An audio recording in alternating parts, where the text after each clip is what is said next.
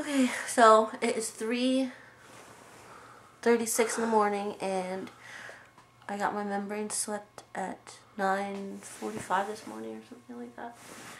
And we had contractions on and off throughout the day or whatever. Laid down to watch a movie, like go to sleep. We're having contractions like once every 40 minutes, I think is what it was calling. So it wasn't really counting too closely because they were really far apart. Then they started getting a little bit worse, and I had a couple kind of close together, 25 minutes, something like that. And then I dozed off and woke up to water gushing in between my legs. So, well, I don't know, gushing. I thought it would be more than that when my water broke, so I don't know. But, so now, I took a quick shower, and we are waiting, like I read on the computer, to wait about half an hour to see if you get more fluid leaking out, to make sure it wasn't just like a bladder leak or like urine or something like that, to make sure it's your water breaking. So, not really sure yet, kind of confused. But that's it. Okay. It's 12:15. We went to the hospital through 5 o'clock in the morning because we thought my water broke, but whatever it is, it ended up being mucus, I guess, which I don't understand because it's a lot of it, and I guess it hasn't done it in a while now, but it was doing it even after we got back from the hospital. Just gushes of stuff coming out. It's like clear, whatever. Anyways, I guess it's mucus. Anyway, contractions are once like every half an hour, and they suck, and we're about to go on a walk to see if we can help the baby come down, because she still wasn't down. Like, I guess the doctor couldn't feel her when we were at the hospital, or a nurse. So we're gonna go walking. That's it. It's 12:16 in the afternoon. Alright, we are ready. Okay. I believe the last update was when we were at home, and we got sent home from the hospital because the water was not my water breaking, it was mucus. So mucus continued to leak the whole day, and contractions eventually by about 6 o'clock, I think it was, right?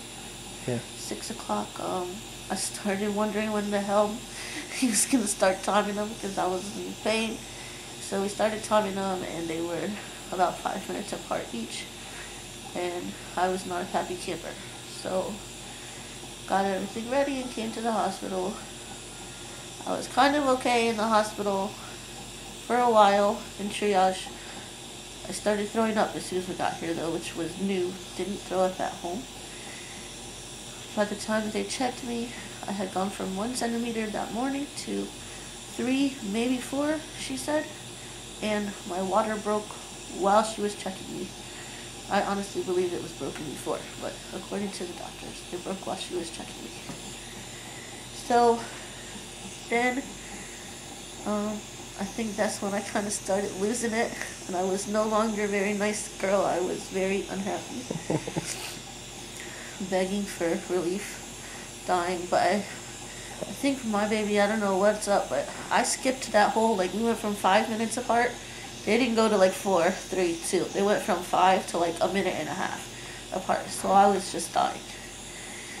Anyways, they were pretty cool and rushed us up here.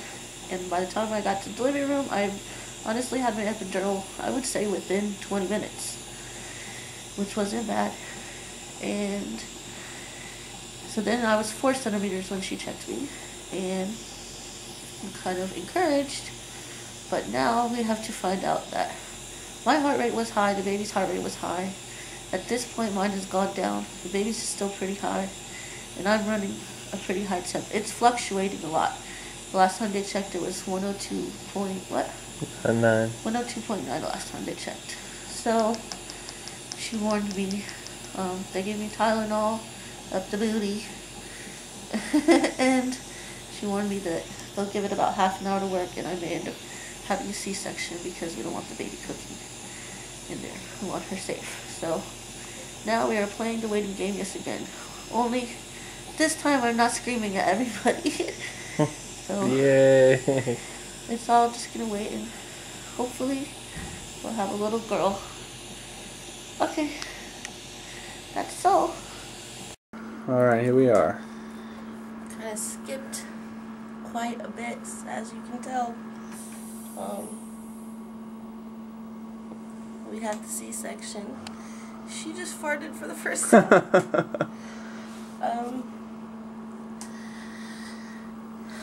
Basically, I'll do a birth story later, so I'm not going to get into a whole lot of details and everything.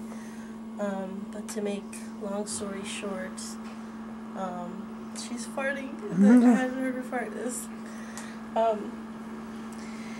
This is Amaya Katelynn VonMutius, the prettiest thing in the world. She gave us quite a scare, but everything's okay. She had heartbeat in the 200s. I was running a fever of 103. They needed to get her out. We did the C-section. She came out and she didn't cry at first, so I was kind of scared, but eventually she cried, and I don't care what anyone says. There is nothing in the world that could prepare you for what it feels like when you see and hear your baby for the first time. There's nothing you could ever, as many times as people would tell you how beautiful it is, or there's nothing that will ever compare or top that or come anywhere close to what that felt like. She's doing great now. Well, after everything, her fever went down. She's doing pretty good. Mine actually spiked again after the C-section. We're probably going to be here for a few days waiting on some blood cultures to see if I have an infection. Her as well, because I think she might too. But in a general overall, we are both doing okay. I'm really sad that we had the C-section. For one, just the way I feel now, my stomach is so sore.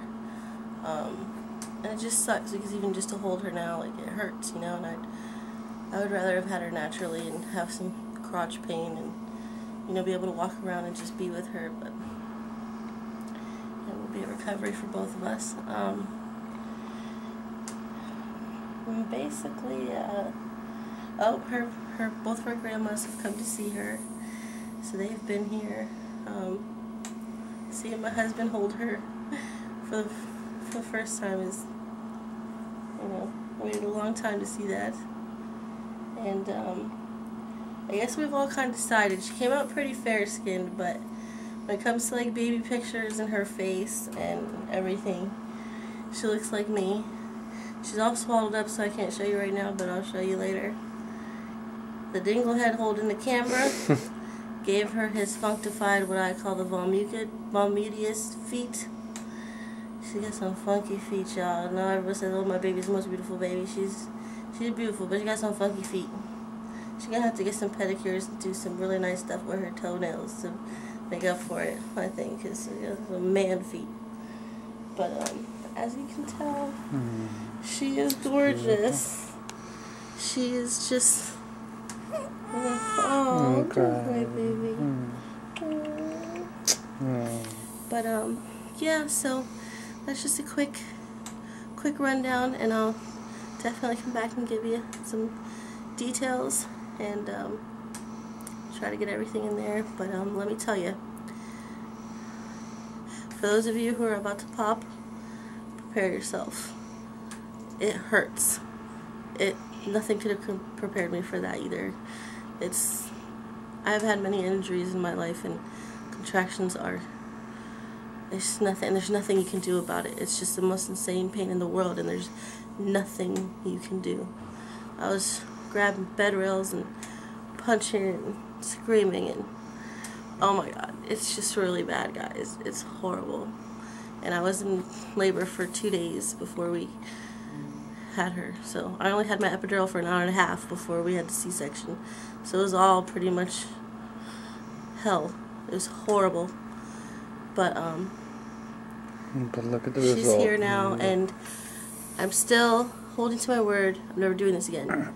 Everyone says, oh, as soon as you hold her, you'll want another one. No, I don't. I don't want another one. I'm done. She's perfect. She's enough. She's finished. We're done. He's getting snipped.